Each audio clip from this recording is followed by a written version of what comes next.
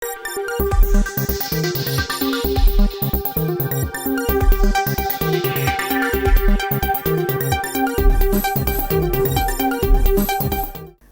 আলাইকুম। আইটিভি বাংলার রাতের সংবাদে স্বাগত জানাচ্ছি আমি মৌটুসী মৌ। শুরুতেই সংবাদ শিরোনাম। এনআইডির তথ্য ফাঁস, 2 প্রতিষ্ঠানের তথ্য যাচাই সেবা বন্ধ করল ইসি। মধুপুরে এক মাদক সেবীকে 1 বছরের কারাদণ্ড। যশোরে আসামি গ্রেপ্তার করতে গিয়ে হামলার শিকার 7 পুলিশ সদস্য। 25 মিনিট ধরে পাকিস্তানে হামলা, টানা 6 ঘন্টা অস্ত্র পাচার হয়েছে পবনদ্বীপে। শুনছিলেন শিরোনাম, এইবার বিস্তারিত। জাতীয় পরিচয়পত্রের তথ্য ফাঁস হওয়ায় বিশ্বাসযোগ্য প্রমাণ পাওয়ায় আনসার ভিডিবি ও ব্র্যাক ব্যাংকের এনআইডি তথ্য যাচাই সেবা সাময়িকভাবে বন্ধ করে দিয়েছে নির্বাচন কমিশন ইসি। নিজস্ব প্রতিবেদক মুসা মোরশেদের তথ্য ও ভিডিও চিত্রে থাকছে বিস্তারিত। বুধবার নির্বাচন কমিশনের এনআইডি অনুবিভাগের মহাপরিচালক ASM হুমায়ুন কবির সাংবাদিকদের এই তথ্য জানান। নির্বাচন কমিশনের তথ্য ভাণ্ডারে 12 কোটির বেশি নাগরিকের ব্যক্তিগত তথ্য রয়েছে। সরকারি বেসরকারি বিভিন্ন প্রতিষ্ঠান বিভিন্ন সেবা দেওয়ার ক্ষেত্রে এনআইডির সঠিকতা যাচাই করে থাকে। এই সেবা নিতে সরকারি বেসরকারি প্রতিষ্ঠানগুলো নির্বাচন কমিশনের সঙ্গে চুক্তি করে থাকে। এর আগেও একাধিক প্রতিষ্ঠানের কাছ থেকে এনআইডির তথ্য ফাঁস হয়েছিল। হুমায়ুন কবির সাংবাদিকদের বলেন, তারা নিয়মিত মনিটর করে থাকেন। এর মধ্যে গতকাল মঙ্গলবার ধরা পড়ে 2টি প্রতিষ্ঠান থেকে তথ্য ফাঁসের তথ্য পাওয়া যাচ্ছে। তখন সংশ্লিষ্ট ব্যক্তিরা বিষয়টি ভালোভাবে যাচাই করেন। পরে দেখা যায় আনসার ভিডিবি ও ব্র্যাক ব্যাংক থেকে তথ্য ফাঁসের ঘটনা ঘটেছে। এনআইডি অনুবিভাগের মহাপরিচালক বলেন, তথ্য ফাঁসের বিশ্বাসযোগ্য প্রমাণ পাওয়ায় এই 2টি প্রতিষ্ঠানের সেবা কর্তৃপক্ষের সিদ্ধান্তে সাময়িকভাবে বন্ধ করে দেওয়া হয়েছে। এই বিষয়ে তদন্ত শুরু হয়েছে। হুমায়ুন কবির বলেন, ইতিমধ্যে একটি প্রতিষ্ঠান তাদের এনআইডি অনুবিভাগের সঙ্গে যোগাযোগ করেছে। তারা বলেছে এটার ব্যাপারে তাদের যে নিয়ম কানুন রয়েছে, যে প্রোটেকশন মেজার্স নিতে বলে, সেগুলো নিশ্চিত করতে বলেছে। যারা জড়িত বলে তাদের কাছে প্রতীয়মান হবে তাদের বিরুদ্ধে ব্যবস্থা নিয়ে তাদের কাছে আসতে বলেছে। এনআইডি অনুবিভাগের মহাপরিচালক বলেন, এরপর চুক্তি অনুযায়ী যা যা করা দরকার তা করা হবে।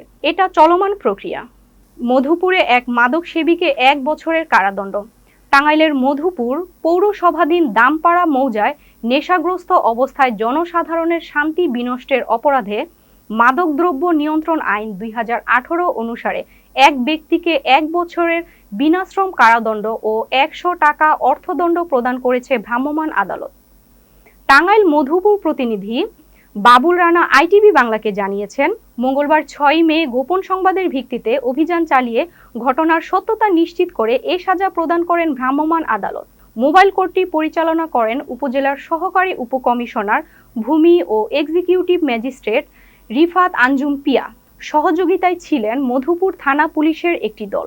জনস্বার্থে এ ধরনের অভিযান অব্যাহত থাকবে বলে জানান তিনি।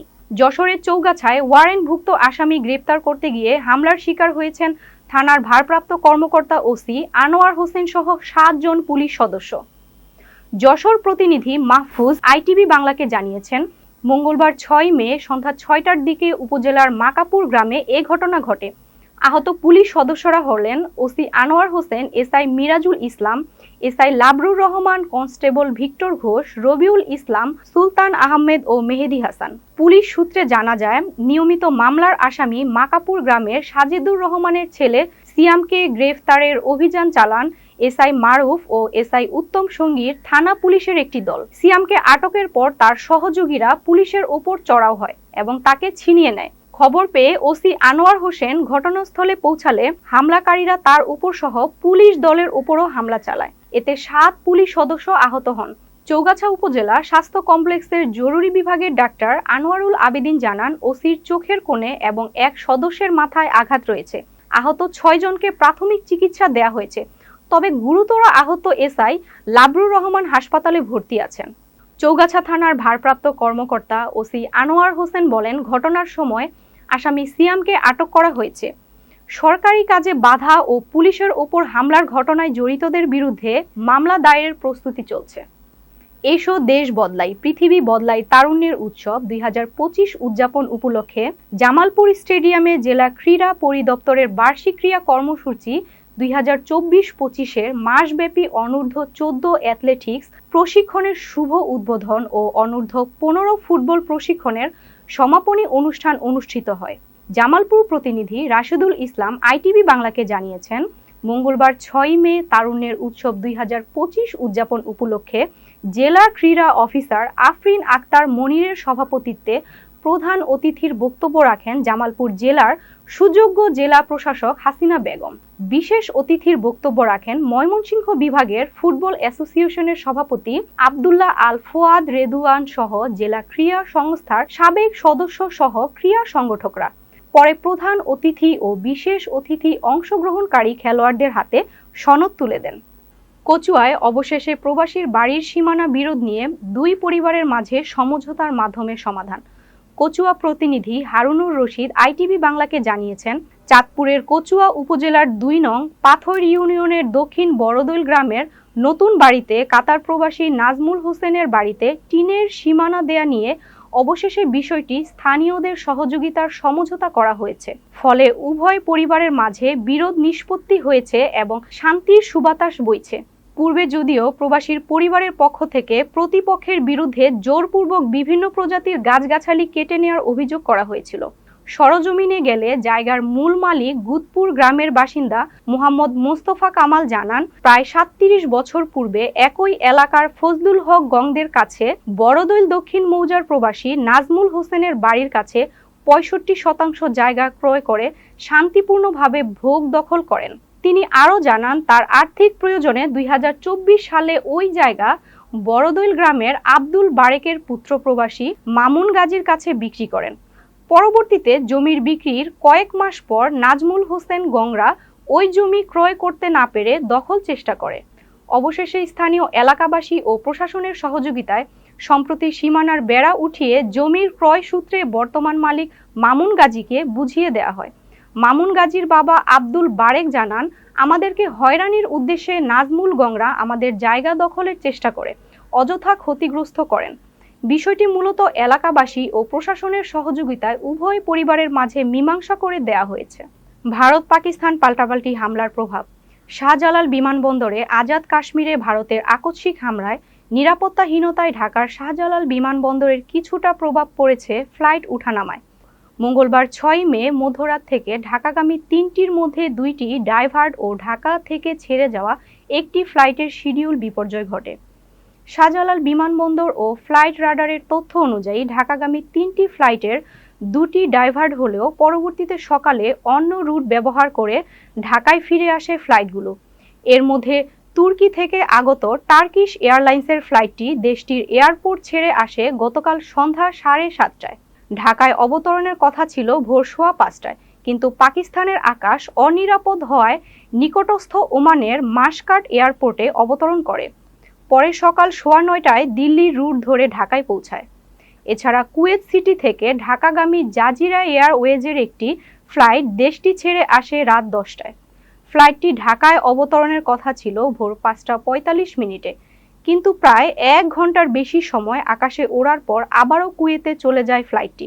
এদিকে গুয়াংজু থেকে চায়না সাউদার্ন এয়ারলাইন্সের একটি ফ্লাইট দুপুর 12টায় ঢাকায় অবতরণের কথা থাকলে 3 ঘন্টা দেরি করে দুপুর 3টায় নামবে ফ্লাইটটি। ঢাকা থেকে বেশ কয়েকটি মধ্যপ্রাচ্য রুটের ফ্লাইট পাকিস্তানের আকাশ ব্যবহার করে। সকালে টার্কিগামী একটি ফ্লাইট দুপুর 1:30টায় ছেড়ে গেছে ঢাকা এয়ারপোর্ট।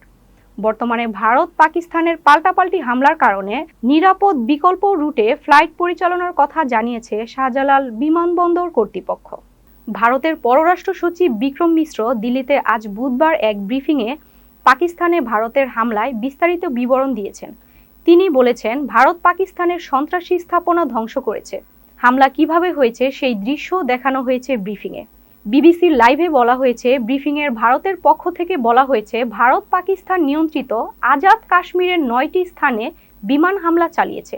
25 মিনিট ধরে চালানো হয়েছে হামলা। ভারতের স্থানীয় সময় মঙ্গলবার দিবাগত রাত 1:05 হতে 1:30 পর্যন্ত এ হামলা চালানো হয়েছে।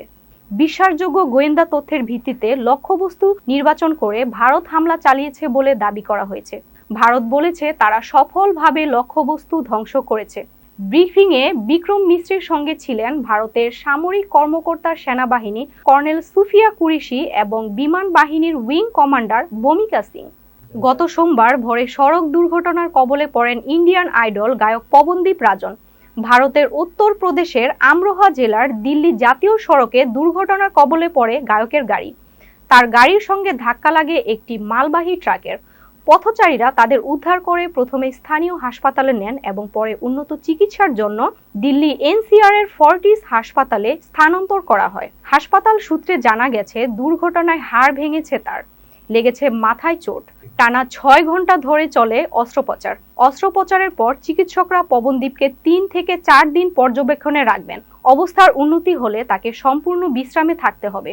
তারপর সিদ্ধান্ত নেওয়া হবে পরবর্তী চিকিৎসার বিষয়ে। জানা গেছে, গাড়ি চালাতে চালাতে ঘুমিয়ে পড়েন পবনদীপের গাড়ি চালক। তাতেই ঘটে এই দুর্ঘটনা। তাদের গাড়ি নিয়ন্ত্রণ হারিয়ে ধাক্কা দেয় ট্রাকে। কেবল পবনদীপ নন, তার সঙ্গে গাড়িতে থাকা অন্যরাও আহত হয়েছেন। ইন্ডিয়ান আইডল খ্যাত এই গায়ক তার বাড়ি থেকে আহমেদাবাদ একটি অনুষ্ঠানের উদ্দেশ্যে রওনা দিয়েছিলেন। উল্লেখ্য, 2021 সালে ইন্ডিয়ান আইডল সিজন 12 জিতে খ্যাতি অর্জন করেন পবনদীপ রাজন। এর আগে 2015 সালে দ্য ভয়েস ইন্ডিয়া রিয়েলিটি শোতেও বিজয়ী হয়েছিলেন তিনি।